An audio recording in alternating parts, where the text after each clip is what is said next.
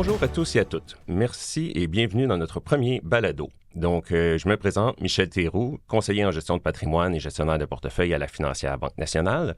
Aujourd'hui, j'ai le plaisir d'être accompagné de Lisanne Touga, qui est planificatrice successorale et qu'on va traiter en fait du dossier ou du sujet du transfert intergénérationnel. Donc, bienvenue Lisanne. Merci Michel, ça fait plaisir d'être avec toi ce matin pour discuter de ce sujet qui suscite toujours de nombreuses questions. Tout à fait. Donc, pour débuter, est-ce qu'on commencerait avec peut-être une définition de ce qu'on entend par transfert intergénérationnel? Oui, absolument. Donc, transfert intergénérationnel, souvent, on a le décès en tête. Ultimement, c'est souvent le transfert au moment du décès, mais on oublie parfois que ça peut s'amorcer du vivant, le transfert intergénérationnel. Et on parle du transfert de quoi? Du transfert de notre patrimoine. Donc, la majorité des couples vont avoir une maison, des comptes de placement. Il y a parfois des situations où les gens ont des actifs qui vont mériter une planification un peu plus sophistiquée, un peu plus ciblée. On peut penser à des compagnies de gestion, des sociétés opérantes, des biens immeubles. Donc, le transfert intergénérationnel, c'est l'exercice qui permet une transmission optimale de nos actifs en fonction de nos volontés et de différents facteurs. Bien, tout à fait. Donc, la planification est essentielle, je pense, pour éviter des pertes financières importantes, un démantèlement peut-être de l'héritage qui aurait pu être optimisé autrement. Donc, vraiment, c'est la planification entoure plutôt la tranquillité d'esprit puis s'assurer que c'est fait selon nos volontés. Absolument. Donc, est-ce que tu pourrais nous guider un peu sur les différents enjeux que nos clients peuvent rencontrer à travers un transfert intergénérationnel? Oui, les enjeux. Vous vous douterez que de plus en plus de nos jours, on travaille avec des familles recomposées. Donc, ça peut en soi constituer un élément important à considérer quand, par exemple, on veut assurer la sécurité financière d'un conjoint survivant tout en protégeant le capital ultime pour le bénéfice des enfants, par exemple, d'une première union. On peut aussi, en fonction des actifs qu'on détient, avoir certains enjeux par rapport au maintien de l'équité. Pourquoi? Parce que, par exemple, un enfant veut prendre la relève d'une entreprise, d'autres enfants sont moins intéressés à ça. En fonction de la valeur des actifs, ça peut représenter là, certains défis dans certaines circonstances. Également, des héritiers, par exemple, qui sont jeunes ou qui sont vulnérables, on peut vouloir encadrer la remise de l'héritage là, par de différentes façons. On n'a qu'à penser également à la question là, de qui va agir comme liquidateur, qui va agir comme administrateur, qui va agir comme fiduciaire dans le cadre de cette planification-là. Donc, c'est des questions, parfois des enjeux, mais souvent des questions néanmoins là, que les gens vont se poser. On peut facilement voir la complexité que ça peut représenter. Donc, justement, dans nos rôles, en fait, comme conseiller en gestion de patrimoine, nous, on va faire beaucoup d'analyses financières, d'analyses de données pour le client, évaluer les meilleures situations, meilleures stratégies qui doivent être mises en place là, pour arriver avec une solution globale, unique pour le client. Et pour ce faire, souvent, on va travailler avec des experts, que ce soit les comptables, les fiscalistes, des avocats. Mais justement, quand toi, tu es impliqué dans un dossier pour un client, quelle va être un peu ta contribution concrète là, au niveau des différentes étapes? Nous, notre contribution, c'est vraiment de poser un diagnostic. On travaille avec vos équipes, dans le fond, pourquoi? Pour aider le client à évaluer est-ce que mes documents légaux sont à jour présentement? Est-ce qu'ils conviennent toujours à mes volontés? Est-ce qu'il y a des choses qui pourraient être optimisées? Fait qu'on est vraiment là pour poser un diagnostic, faire cet exercice-là en amont avec vous. On ne révise pas nous-mêmes la documentation légale, mais on sert comme de facilitateur finalement avec une bonne collecte d'informations. On donne ce temps-là à vos clients, puis ensuite, on travaille de concert aux besoins là, avec leurs professionnels externes avec qui on est bien souvent en communication. Très intéressant. Et ensuite, on a aussi tout l'aspect fiscal. Donc, souvent, on parle de la succession. Donc, il y a toujours l'aspect fiscal qui rentre en ligne de compte. C'est souvent un peu méconnu, en fait, des différentes conséquences que ça peut revenir, donc, ou ça peut résulter. Donc, on a bien sûr des dispositions présumées. Donc, c'est la liquidation de tous les biens. Mais là, en fait, c'est qu'on a des problématiques qui peuvent survenir si on a des investissements privés ou de l'immobilier qui est un peu moins liquide. Et en fait, l'impôt au décès va être exigé assez rapidement. Donc, oui. Peux-tu nous donner un peu de détails sur ce que ça peut représenter comme conséquences fiscales, là, finalement, pour nos clients qui vont avoir soit une maison, chalet et un Mhm. parc immobilier, par exemple. Oui. Alors, justement, c'est un aspect qu'il ne faut pas négliger là, dans notre analyse. C'est pour ça qu'on fait souvent une bonne collecte de données financières, hein. On va évaluer les impôts au premier décès, au deuxième décès. On sait tout le monde que les impôts au premier décès dans un couple, quand on transfère tous nos actifs au conjoint survivant, c'est pas là que c'est vraiment préoccupant.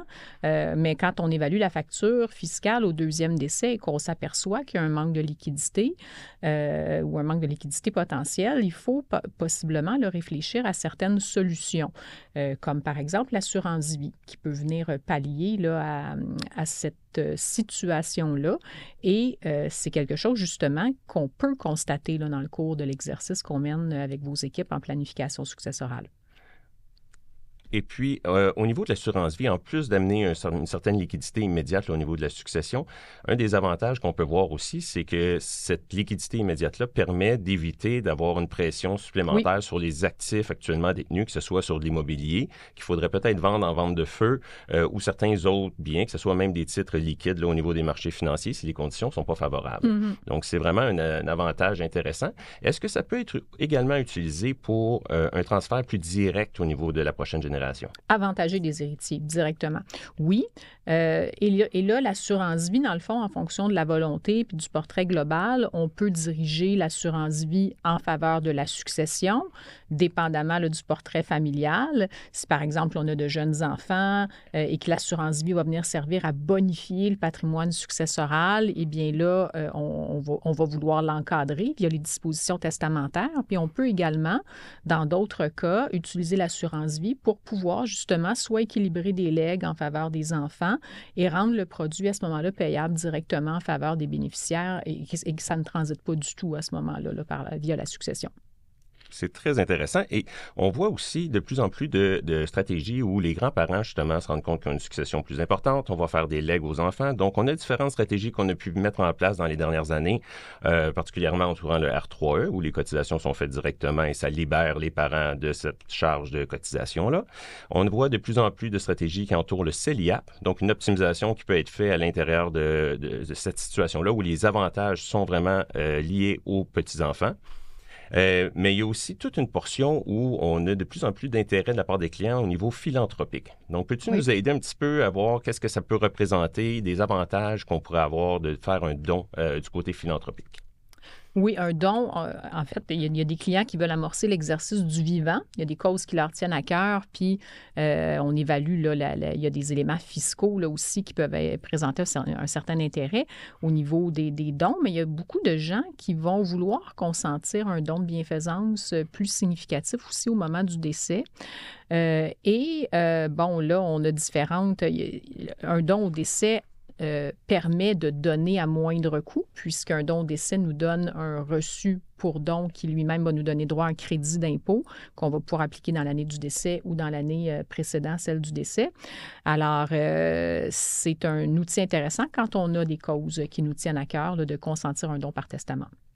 Et puis l'avantage, en fait, qu'on vient d'énumérer là, au niveau du don par testament est aussi disponible si on fait un don du vivant. Donc, il y a possibilité de faire certains dons, de profiter de certains avantages de son propre vivant pour soutenir certaines causes, que ce soit des dons par assurance vie, que ce soit des dons par titres financiers comme des fonds négociés en bourse, des fonds mutuels ou des titres d'actions directement.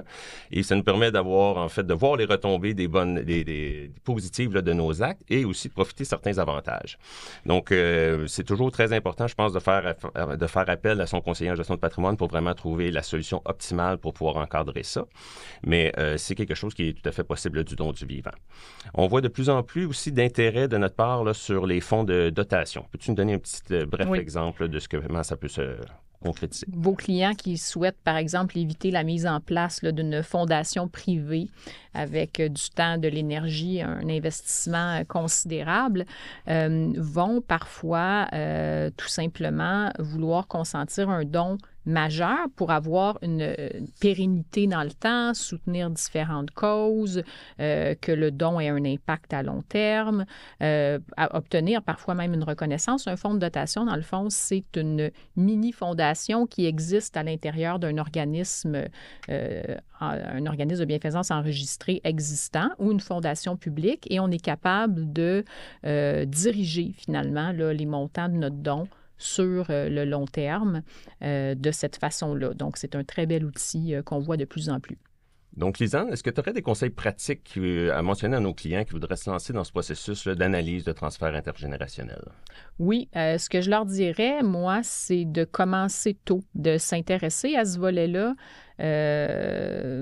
par rapport à la transmission de leur patrimoine et de s'y prendre d'avance parce que, dans le fond, une bonne préparation, une bonne réflexion quand on n'est pas dans l'urgence, c'est toujours ce qui permet de prendre les meilleures décisions. Tout à fait. En fait, c'est toujours l'erreur de penser que tout est simple et tout peut se faire très rapidement.